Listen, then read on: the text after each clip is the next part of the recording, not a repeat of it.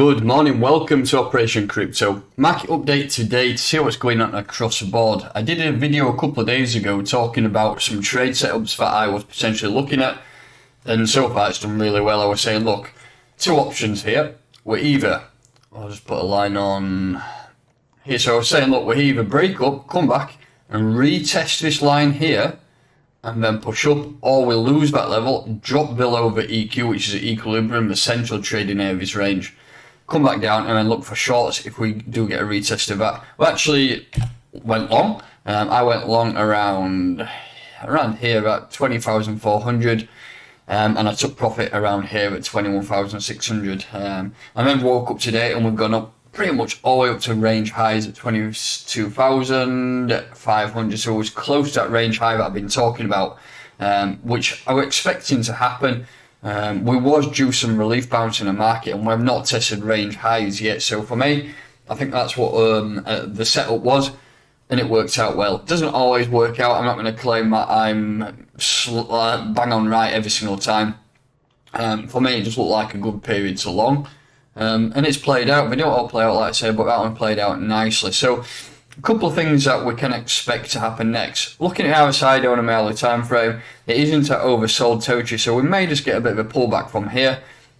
And if we look at the entire breakout move in terms of Fibonacci, from the bottom there, that EQ, all up to the top, there's a good chance we come down and test these two levels. So it's 21,680. We've also got 21,140. And if you look at this green band here, this is a level of support which was resistance. So that's at around 21,000 on the nose. So depends what goes on today. If there's any more bullish news. I mean, Fridays tends to be a bearish day in generally, but things haven't been looking too bad. I mean, the DXY was it's pushing back up.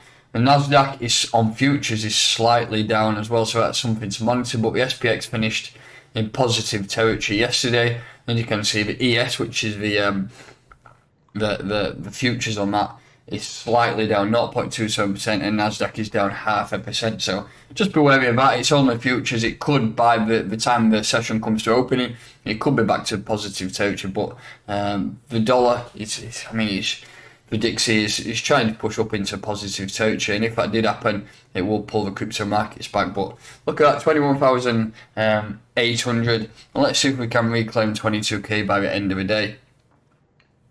For anything really significantly bullish, we need to break above this region here, in my opinion, get some 4-hour closures around 22,700, and if we did get up there, then look, there's not much in the way of terms of resistance. I mean, you got this big juicy wick here at 26k, but it's a major level of resistance and a level of liquidity up at 28,600. So that's an area I think we could target if we do break out of this lower time frame range bound price action here.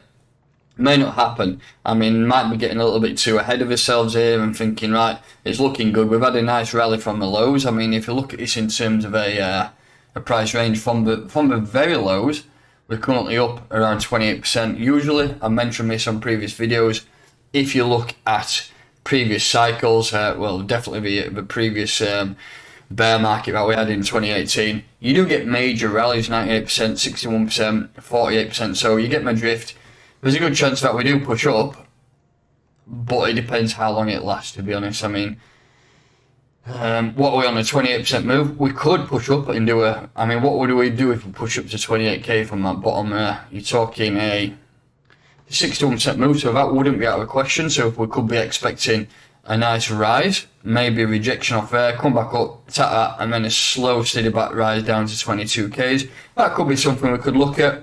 Or we could just reject from this area now and push back down to 20k and malinger there for a little bit before the next decisive action comes. Recently, we have had a little bit of positive news around the board. I mean, Celsius have paid their loan off, so their liquidation is now 0. If anybody knows how they've managed to pay that loan off, drop it in the comments, because I haven't got a Scooby-Doo.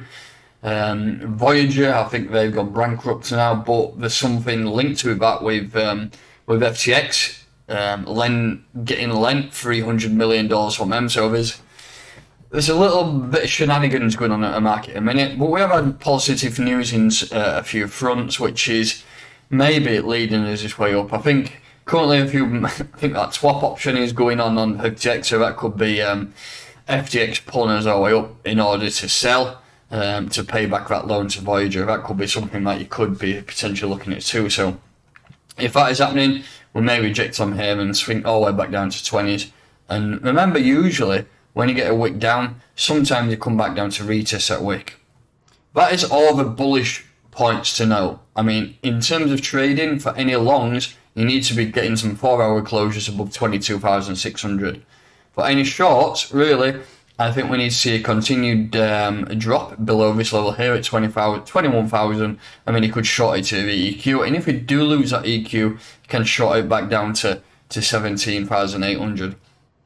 I'm more in favour of bullish price action, but that's always my thesis. I'm long-term bull, and I'm always looking for that next breakout. I will short it though on the lower time frames, probably down to hourly, and scalp it if that possibility does come available. But for me, look at the RSI there as well. I mean, 4 hours is quite oversold, so that just gives you another bit of bearish indicator that price action could push to the downside. A couple of things to look at today. So we've got BTC dominance, which has started to steadily push back up there, isn't it? That's the overall dominance of Bitcoin on the entire market. 44%. We did have a bit of a pullback. We pushed all up to that level there, didn't we? Which looks like it's a decent level of resistance. If we just shot that on there, you can see we had no closures above it here, back in June of 2022, and then we had a rejection there. So that is the thing we need to look at. Remember, we have been a lot higher recently. I'm surprised it's actually dropped from them 48% regions. We've come all the way back down to 43%, but now we've pushed back up and we are testing that level of resistance.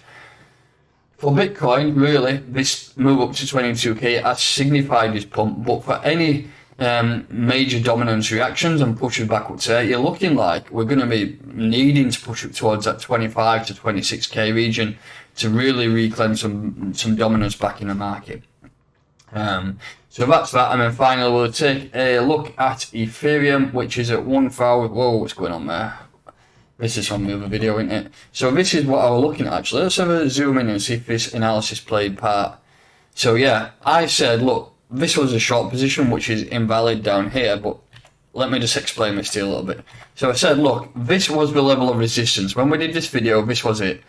If you're looking for long, look for a breakout here, a retest of that support level now, and that's exactly what happened. Look at these 2 wicks here. We broke out, rejected, come back and hit that level there, and then we pushed up, and again we have hit that pretty much that high range option there. So currently we are stuck at high range here, and again, if very similar to a Bitcoin chart, the major level of resistance is up here at $1,700. I think it's a long way off. I think $1,700 Ethereum and $2,800 or $28,000 on Bitcoin are very, very tough levels to ask for in this market with not much going on.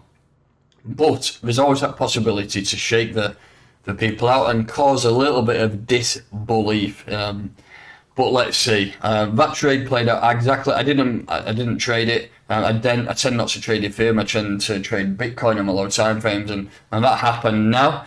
So if you managed to watch that video and you got a good trade, also let me know in the comments. But that's it for today. This is at resistance now. Really needs to start pushing up, but it depends what Bitcoin does. It depends how the futures look by around midday today UK time. So we'll keep monitoring that. But that's it for today. That's my thoughts. I'm not looking to trade Ethereum. I will be looking to monitor Bitcoin now. If we break above here, I will be long into 28s. If we start breaking below here, I'll be long, shorting down to 17s. So that's it. That's my thoughts on the market today. If you're new to this channel, please make sure that you are subscribed. Hit that like button. I'll catch you next time.